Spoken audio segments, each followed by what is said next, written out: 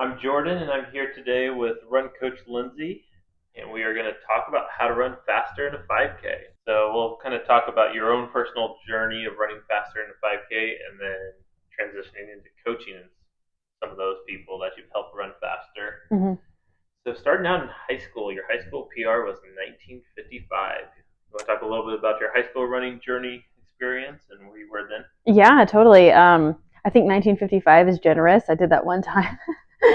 Short Typically, cross course. yeah. It was definitely a flat, short course, but typically I was were around that 20-30 range. So oftentimes over 21 minutes. So that was probably more my area in high school, and the school that I went to was just a really, really low mileage.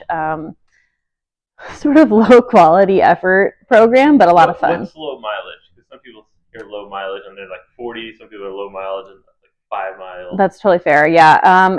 Typically our runs were 2 to 3 miles. So that was our kind of general run distance. I remember the times that we would do like 4 or 5, we would like stop halfway and get popsicles, or like run to a gas station and get Gatorade, because we certainly couldn't make it through 4 miles without stopping. So it was certainly just a different sort of setup, but a lot of fun and something I really enjoyed, and that helped foster my love for distance running.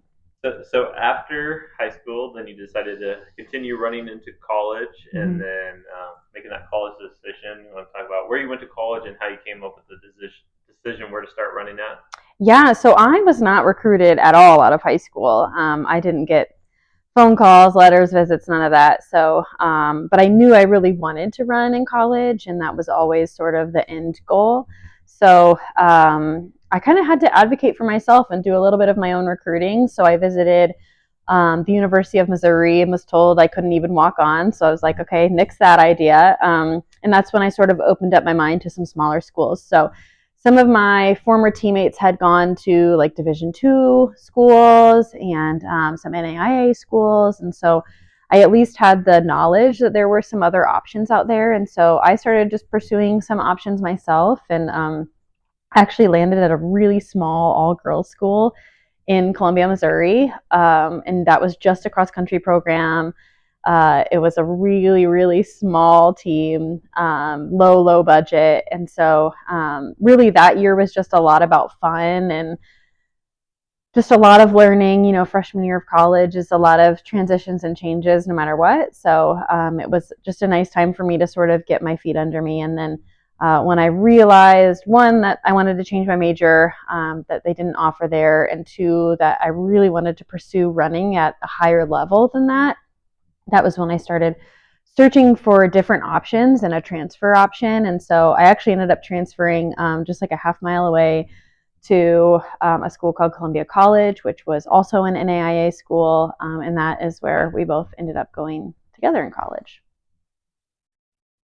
In your first stop at college, you're to kind of show that there's different levels of coaching, even Mm-hmm. at the collegiate level. Talk about that coach and his multiple roles in Yeah. college. Yeah, so he had never run a race. Like, he didn't know anything about running. He was a basketball coach, so he was the basketball coach at that school. He had come from a high school basketball coaching background, and basically just kind of got thrown into the cross country world because there weren't really other options. And so, yeah, he didn't really know anything. And I came in as a freshman, and he sort of asked me to make the team's training. Because I just was very vocal about wanting to run fast. And so I started making the training based off of my high school training, which was, 2 to 3 miles. I had never heard the term long run. Like, that just wasn't a thing. I didn't know people did long runs. And so it was just very like 4 to 5 runs a week with like a workout in there that was probably 200s or 400s or something short. Not super functional for 5K, but yeah, it was just a really interesting experience, and certainly opened up my curiosity for like what else was out there, because I knew that what I was doing probably wasn't working because I was getting slower, but I also didn't really have like the knowledge or the experience to understand what to do with that.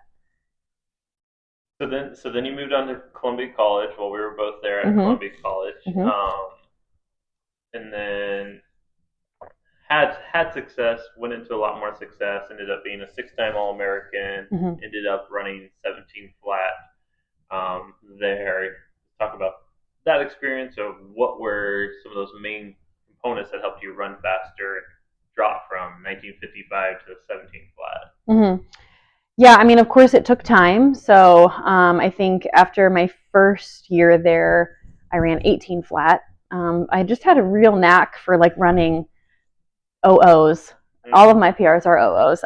So yeah, I actually ran like 18 flat or 1801 that first year, and then the second year was when I got down to 17 flat. But it just really was consistency. So one of the biggest pieces I think that was missing in my training formerly was like year-round running. So I wasn't running through the winter much, 2 or 3 times a week. I wasn't really running through the summer. Again, I didn't know what a long run was, and I'll never forget that first training plan that we got going into college. And I had an 8-mile long run in like August. So this was in May that I got this training plan, and I had done like maybe 6 or 7 up to this point because I had talked to this coach. I had committed. He had given me some training recommendations leading up to that first year in the fall. And but I saw 8 miles and I called him and I cried. And I was like, I can't do that. There's no way I can run that far. And I did. And it just took a lot of consistency and just like putting in the work, putting my head down, getting the work done each day. And so,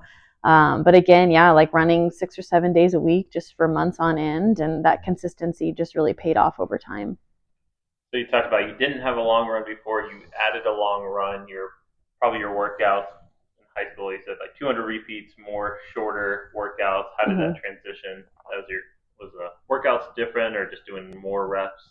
Yeah, I mean, it took some time. We did a lot of 1,000-meter repeats and miles and tempo runs. Those were a lot of things that we did at Columbia. And for me, most of those things were very foreign. So a lot of what I had done in high school, again, was short repeats or like fartleks.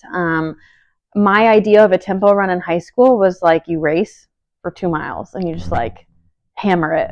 And so basically, I was just trying to race a few times a season along with the races. But yeah, like learning what an actual tempo run is and making those longer than race distance significantly. It took some learning and it took a lot of adjustment on my part. And I remember there were times where I told you, like, I don't think I can do this. Like, this is so hard. And um, like, I was just so tired and I had to learn how to fuel and hydrate. And like, there was a whole component of like whole body experience in that training. And so really, it just took confidence, one, just to like actually buy in and believe I was capable of doing those things. And then two, just like doing the little things of trying to stay healthy, hydrating, fueling, getting in the training room, stretching, massaging, like all of those things were so important.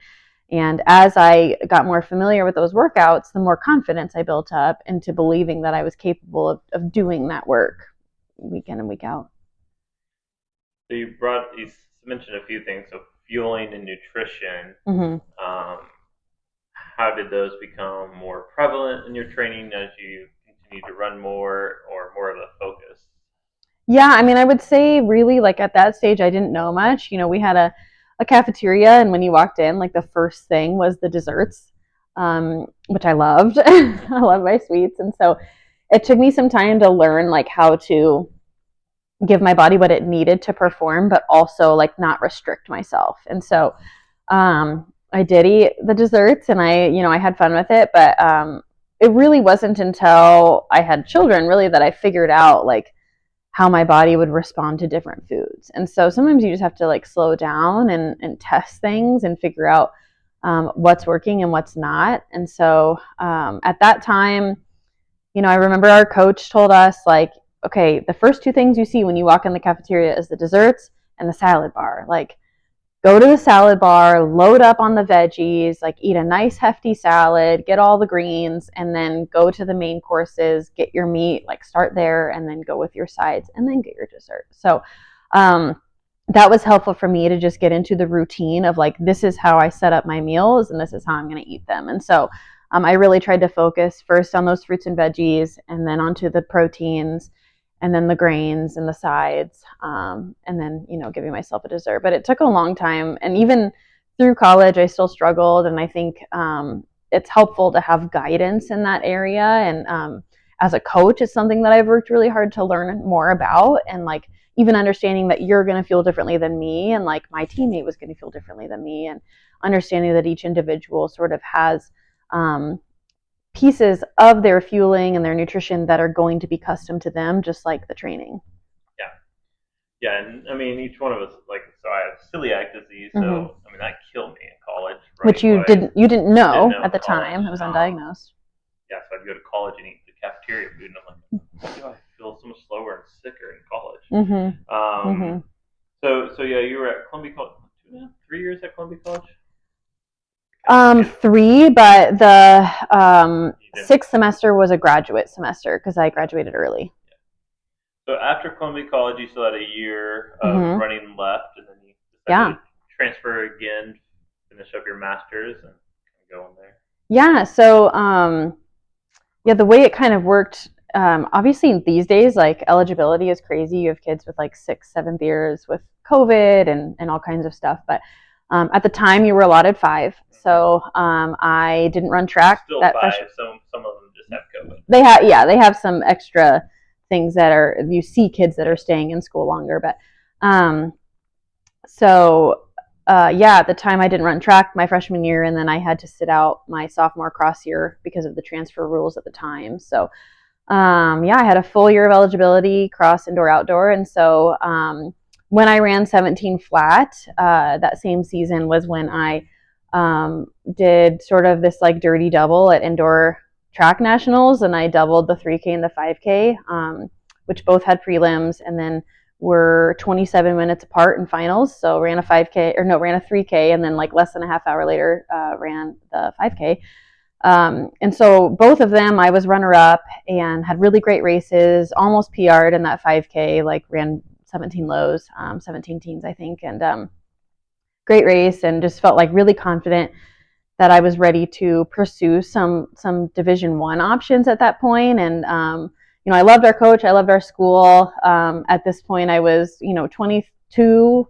We were engaged. Like I was kind of ready for a fresh start, and so pursuing a Division I option was definitely what I wanted to look into, and was sort of always what I wanted. And that was why, initially I had visited the University of Missouri. That was my first college visit, and I was like, no girl, you're not good enough. So at this point, it was probably a little bit of pride in there, but also I was pursuing exercise science with a focus on adapted physical education, which at the time was like not offered anywhere but like 4 schools across the United States. So that landed me program-wise looking into University of New Mexico, which at the time, well, still really, but total powerhouse program.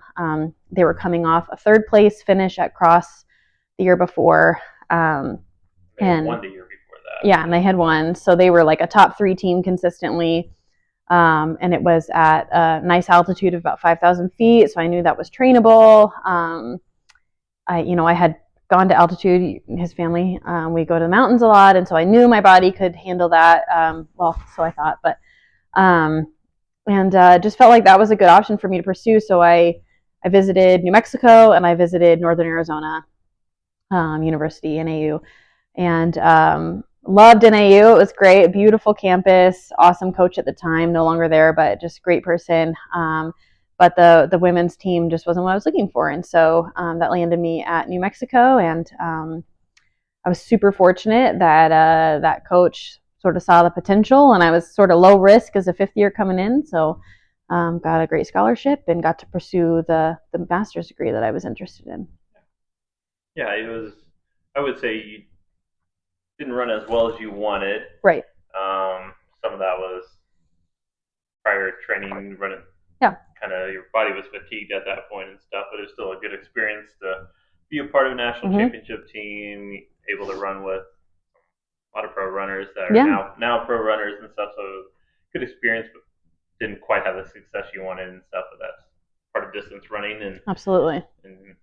And there's so many different things that can go wrong, and a lot of little details, and kind of talk about that on the coaching side. Yeah, later, absolutely. Identifying those reasons of why people aren't running fast and what you can do to make them run fast, for sure. So after running, then you've kind of transitioned into college coaching a little bit. There was a little break in between, but yeah, so had a lot of success with college coaching. I think I kind of 33 All Americans. You're a USA Track and Field Assistant Coach of the Year. So kind of talking through helping those athletes drop a bunch of time. I think kind of 82% of the athletes dropped over a minute off their PR in their first year of running. So super high success rate of people running faster. Kind of like why or what was the success in all that? Yeah, I mean, this was an NAIA school, so another smaller school. A lot of kids coming off of, again, like sort of lower quality high school training, and which isn't always a bad thing. Sometimes your potential is so much greater when you've not had like a super intense high school experience. But it can go both ways. There's pros and cons. And so a lot of those athletes were very underdeveloped, or just like really needed somebody to help educate them on running. And so a lot of passion was there, which was great, and those athletes were great to work with. But I think, again, like the key piece that most people miss is consistency. So it's so easy to step aside during an off season and just like not put in the work, and that's where PRs happen, is in that off season. And so the off seasons were super important. And the nice thing in college is your only off season is summer, because you're racing 9 months of the year. But I think we were really, I guess, open with our athletes about the importance of that training. And it was obvious when athletes showed up without doing it. And I think now that I'm training adults, and like especially in the marathon, a lot of times I encourage people, like, forget the 16-week online plan. Like, you need 20 weeks, like you need 24 weeks. Like, you can't just hop in and like assume that everything that you want is going to happen. I think now Strava can be a really good thing as far as accountability of getting your runs in the summer for high school kids. And you said you coach adults, but you also coach some high school kids. Yeah, I do. Yeah. So the accountability of that aspect of it can be bad for the comparison of like, oh, I gotta like run fast every single day. That part's dangerous. But I know for us when we coach in college, being able to hold people accountable, you can see their runs and stuff. And I was thinking through year 1 to year 2 was so much easier with getting more athletes to buy in the summer time, because the ones that ran that first summer got really, really good, and the other ones were like, oh man, they left me in the dust. Yeah. Like, I was ahead of that person. Now I'm 2-3 minutes behind. Well, and we even experienced that on our college side, like that first year going into our college program. So I think accountability is a huge piece of that. So many people, especially, I mean, my gosh, it's like so cold in the winters and hot in the summers, and it's hard to get out the door when you don't have like somebody breathing down your neck, and like obviously, you and I didn't come from families that run a lot. I mean, your dad was a runner, but not into his adult life much. And so like neither of our parents were gonna like shove us out the door. That, to them, they were just proud that we were participating. Yeah. But I think high school athletes especially, it can be hard for them to get together with their teammates in the off season, because kids are working and they're lifeguards, or they're, what is that called, detasseling, and so it can be really hard for them to have an accountability piece, and coaches are restricted from contact, and it's easy to just sleep in. So I think that's where you see the athletes that make those huge jumps season to season are the ones that have put in the work over the summer. So let's say we have an athlete that's running consistently, high school at least 5 days a week, probably college 6 days a week. What they're not seeing the success they want. What are some of those other things that, because I mean, we've had athletes like that. It's like, okay, they're working hard, they're not getting faster. What are some of those other things that you can look in to figure out why they're not running faster? Yeah, I mean, I think the first one that comes to my mind is one of our athletes who actually works and coaches with us now, works for us, coaches with me. He was just not getting better. He wasn't necessarily getting a lot worse. He kind of did after his freshman year, he sort of had a drop, and then he just stayed like here, and he was putting in the work every day, and he was so passionate and like took really good care of his body, did all the small stuff, and it was like, what is going on? And so for him, he ended up having really, really severe anemia, like dangerously so. And we had a few athletes that experienced that over the course of coaching. And it's not always obvious. And, for him, he was a male. And anemia can be a huge issue for runners of all ages, male and female. So a lot of people think women are the only ones susceptible to anemia, just because of, menstrual cycles and all of that. But the reality is that any runner and any athlete is susceptible to anemia, any human, because we generally just don't get enough iron in our diets. And then, iron has to have vitamin C to couple with, and a lot of people don't get nearly enough vitamin C. How often are you just like sitting around eating citrus fruits all day? It's just not really super common. So, yeah, that's one area. I think, I don't know. I mean, you can chime in on things Yeah, we saw. I would say with a lot of our JUCO transfers or high school kids that were running consistently, the biggest difference of why they got a lot better really quickly is their workout structure. Mm-hmm. I always, when I'm breaking this down to other coaches, as far as, okay, I don't feel like my athletes are getting better, look at, okay, are they working out longer than race distance? You're going to go ask them to go run a Yes. 5K, but you never in practice ask them to ever run more than a Further. 5K. Yeah. And so then the race is the hardest thing they do, where Yes. it's like that's the farthest they're going to run at a hard pace. Well, if you're doing a 5K race, let's do a 5 mile tempo, so you're not running as fast, but you're running longer. So now it feels like I'm actually racing a shorter distance. Well, and even if they are running race pace or faster, a lot of times it involves rest or short reps. Like they're doing 800s with 2 minutes rest at race pace. And it's like, well, then how are you supposed to translate that pace into a race without rest? Like, well, I always, when I'm asking people or trying to convince them to come to our school and stuff, and they're like, I'm not having the success. It's like, okay, you're doing 200 repeats with 60 seconds rest. Yeah. So when does that simulate in the race, especially guys running 8K in college? Yeah. Okay, or 10K, yeah. 10K of championship. Okay, so you're sprinting at the end and you get off the line. But what about the middle part of the race? Like, I'm okay in an athlete getting out kicked, but we passed 50 people in the middle of the race. Like, right, totally. Not that we didn't want them to lose down the line, but I'd say that's the biggest thing we saw is like, okay, let's work out longer than race distance. Obviously, you can't do that for a marathon, but let's do that, and let's cut down on the rest, and you'll see a bigger improvement. Well, even the marathon has, a lot of over-the-counter training plans only get people to 18 miles, and it's like, you're going to run 8 more miles on race day than you've ever run in your training. Like, that's insane. I mean, that's so hard, and I think that's why you see marathoners, typically the last 10K, half of the field will be walking. So well, that's what in marathon they're always like, what is a mile 22 is like the wall and stuff.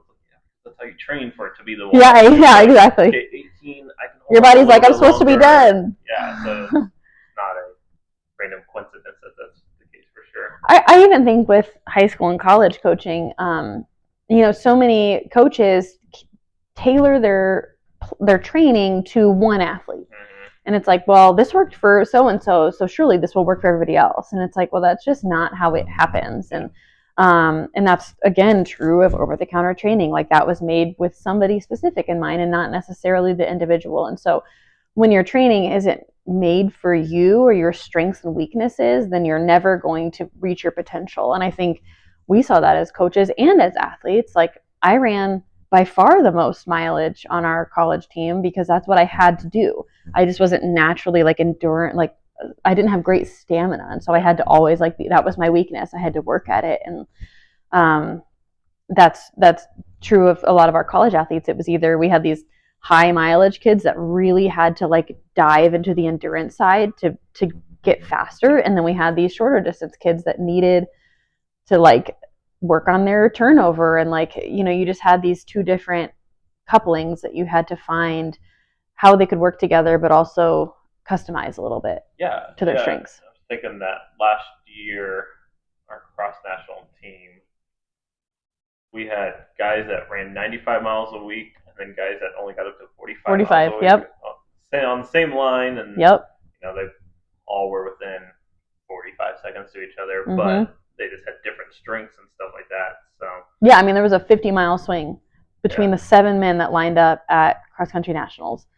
A 50-mile swing in training, but less than a 50-second swing in their race. So yeah, I think customization is a huge piece that people miss, and that was even true of myself in high school. Like, my coach tailored our plan around my teammate who had a brother that was an Olympian, and like, she was going to run well no matter what because she was very gifted, and she was awesome. She worked really hard at what we did, and the training worked for her. But for me, it was like I struggled, and like I felt like I had to hammer everything because it's the only way I was going to keep up. And the reality is, had I done a 5 or 6 mile long run once a week, I probably would have run a lot faster. So, most likely. Yeah. What do you think are some other struggles that people are having to make that hurdle to that next PR, that next big jump in time? Well, I mean, I think we touched on it a little bit, like just customizing the training is so important. Probably not enough distance in the workout or long run would be a big one. Again, if you're running a 5K and your long run is 4 or 5 miles, like, and you're young and fully capable of running further, young and healthy, like, you're probably not running enough. And so I remember reading, and I've read a lot of books about running, and I've tried to research a lot about it, and there was a huge scientific, like, physiological change when runners were running consistently over an hour. Like, if they were getting over 60 minutes for their long run consistently, like week after week for months and months and months on end, like, the physiological change in their fitness was vast. Like, it was very significant. And so I think, if you're never running over an hour, like, I understand the 5K is a 15 to 20 minute race usually, but if there's something about getting that heart rate elevated for an extended period of time that so many runners just don't do enough of. And be better run an hour slow than trying to get it in quickly. Like, it's okay, an hour, that's really intimidating. I don't think I could run that 8 miles. Just do an hour slow, you'll be okay. Yeah, I mean, and by slow, I don't think we mean like goofing off, talking, walking, that type of stuff, but like comfortable. You should be able to have a conversation while you're running. If you're worried about running that far, then like make it conversational, but just have that heart rate above 140, and it's amazing the actual physical improvement you'll see very quickly when you're consistently getting that heart rate above 140 for over an hour. It's wild. Awesome. Well, anything else you think people are missing? I mean, my biggest thing is always the workout structure. Yeah. It's the workout structure that I talk about is the less rest you can do when you're running farther distances. I mean, we're not running 800 is a little bit different, but if we're talking more cross country and endurance running, and even track, even 2 miles for high school kids is the less rest you're taking. So if you're part of a high school team and they're taking 3 minutes in between, just add a jog recovery in between. Just I'm a big proponent of staying part of the team, doing the team structure, but add a recovery jog in there and just tell your coach, hey, I get a little stiff in between reps. I'm trying to stay loose and stuff, and adding a 60-second jog and the 2-minute recovery, you'll see a huge increase in your fitness. Yeah, especially if the athletes are waiting for other athletes to finish their reps before they're starting the next. I know my team in high school was really big in that. It was like, we wait, which was great. Team first, I love putting the team first, but like maybe that means staying moving because you have to keep that heart rate elevated, or the rep that you've just done has been nullified. Like you've basically thrown it away because now your heart rate has totally dropped. You're sort of starting that workout over. But I think one of the things that you and I have always been big proponents for is like, your workouts, you should feel dead at the end. Like this should feel very difficult. And that way, when you get to race day, I know for me, like I had a lot of race anxiety for a long time, and I had teammates they would vomit. They would get so anxious because they were anticipating the pain of a race. And it's like, if you have created that level of pain in a workout safely with, obviously like the right structure in place for the workout, like that makes the race feel less intimidating, where you can actually give it your all and like make it to the finish line confident. And we saw, as the athletes got stronger, doing longer workouts, less breaks in the time, there was less anxiety around the races because the odds of blowing up in a race were almost nullified. Yeah, absolutely. Even your bad day, you're just strong enough to get through it. Mm-hmm.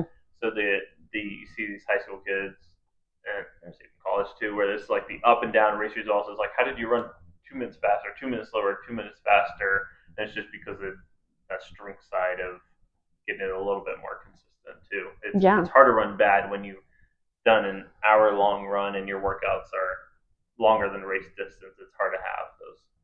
Absolutely. And you just know your paces and your body better. Mm-hmm. You know how to pace yourself better because you know what's right for you when you've learned that in the workouts in the long runs. So awesome.